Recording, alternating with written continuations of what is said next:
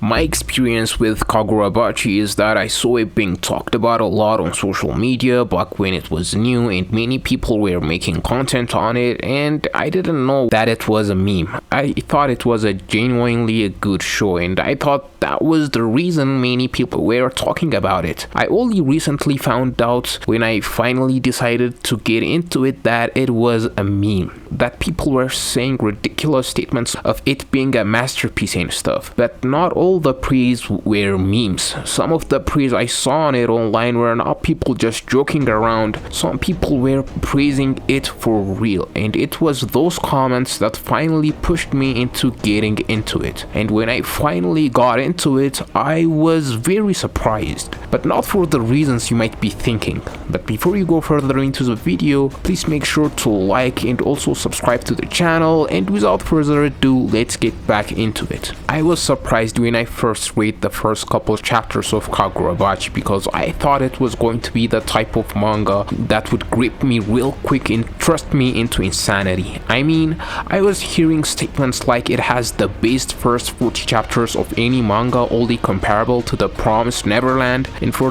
those of you who have read The Promised Neverland, you know how good the first arc of The Promised Neverland was. It's probably one of the best first arcs of any manga, so imagine the high expectations I had for when I got into Kagurabachi. The first couple of chapters were decent. There wasn't anything special or unique that I witnessed from it, except for the fact that the double spread pages of Chihiro using N10 and the goldfishes were absolutely beautiful, but it wasn't up until we got introduced to Sojo and he starts making his move that I finally understood why people were hyping up Kagurabachi and why they were hyping up this first arc, the versus Sojo arc. My favorite moment from this arc was when Sojo was tracking down Chihiro's location and he finds him and he casually strolls in and starts fighting with Chihiro. That took me totally off guard and I absolutely love it. Usually in stories in this types of circumstances, the reader is notified that the antagonist knows their location, but in this moment we don't even know that he found Chihiro until we see him in front of the store sign. At least I didn't, and their fight was absolutely awesome, both their first fight and their second fight. One thing that struck me in their first fight is that when Sojo's men used Char's severed leg to distract Chihiro, I was surprised this story would go that dark considering it's a shonen manga being serialized in Weekly Shonen Jump, but then again we've had stories like Jujutsu Kaisen which is tonally dark, and it seems like Kagurabachi is of that ilk. And another great moment in their first fight that I really liked was when Chihiro absorbed the lightning attack of Sojo in order to protect the surrounding civilians, and that moment was just telling of the fact that even if Chihiro is in this destructive path of revenge, even Togo tells him that during the first couple of chapters that this path of revenge is not good for him, we can see that Chihiro has not lost sight of himself completely. He still honors the values that his late father held, and I really like that, because you can't have a shonen protagonist who's completely off the rails, like how Guts from Berserk was in the Black Swordsman arc. Although I would have preferred Chihiro be that way, but considering this is a shonen targeted at teenagers, I don't think Jump would allow Takeru Hokuzono, the author, to go that route. But I'll see, Chihiro feels like a breath of fresh air when it comes to shonen protagonists. Even in the darker shonens like Jujutsu Kaisen, the protagonist is still a cheerful guy, and I don't think we've ever seen Chihiro smile even once in the story, and he still has the sense of heroism that we see in shonen protagonists. The author himself, Takeru Hokuzono, states that he was worried that an Avenger protagonist wouldn't be likable with shonen manga standards, and I'd say he did a good job of making him likable.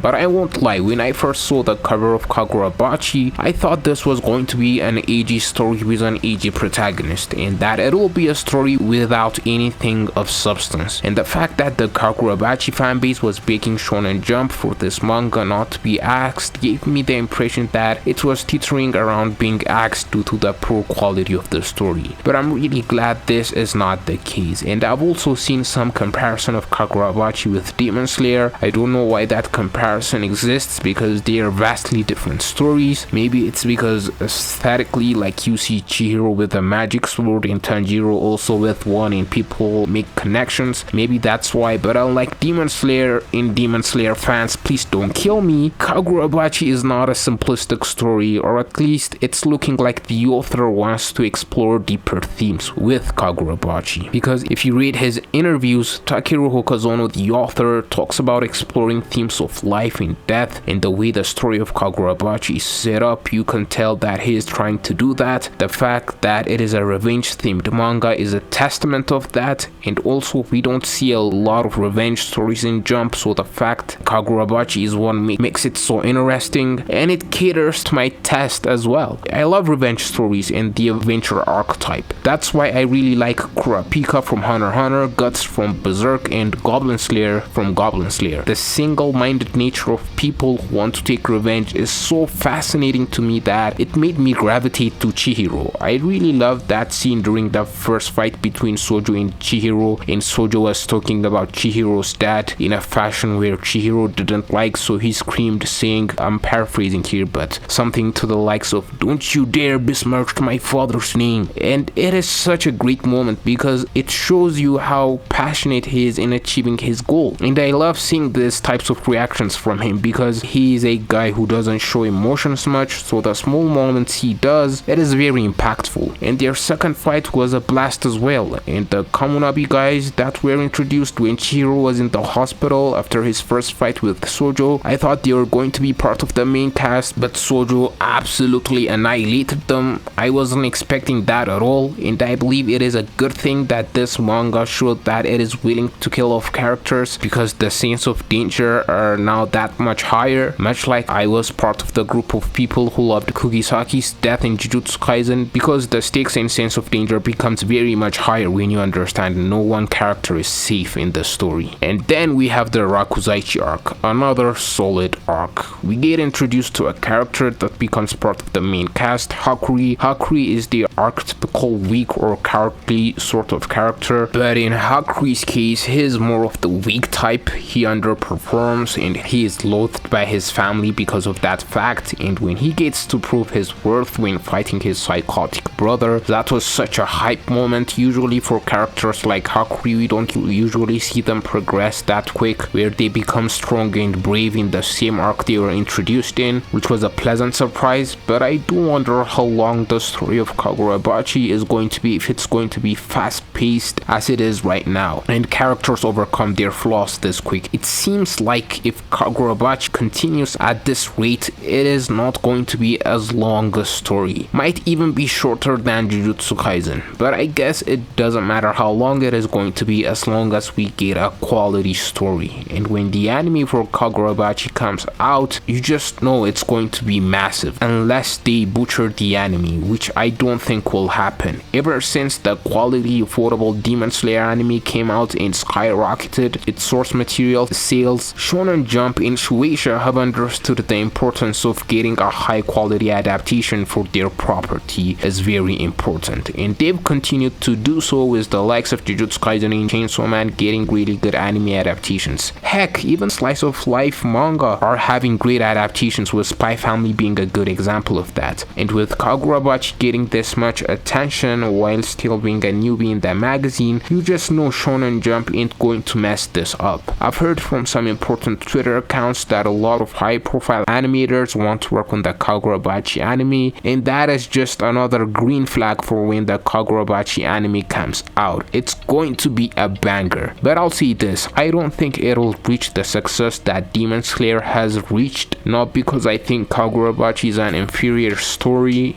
no, far from it. It's because Demon Slayer was a manga that was appealing for all ages, from your grandparents to 5-year-old toddlers. It was a show that was for everyone, but Kagurabachi I think is a bit too dark to have that wider appeal that Demon Slayer had. If Kagurabachi becomes popular, I think it will be on the levels of Jujutsu Kaisen, because tonally Kagurabachi is closer to JJK than Demon Slayer. So yeah, that's all I had to say. If you're not subscribed to the channel, please subscribe. Also like the video, it really helps. And with that said, see you in the next one.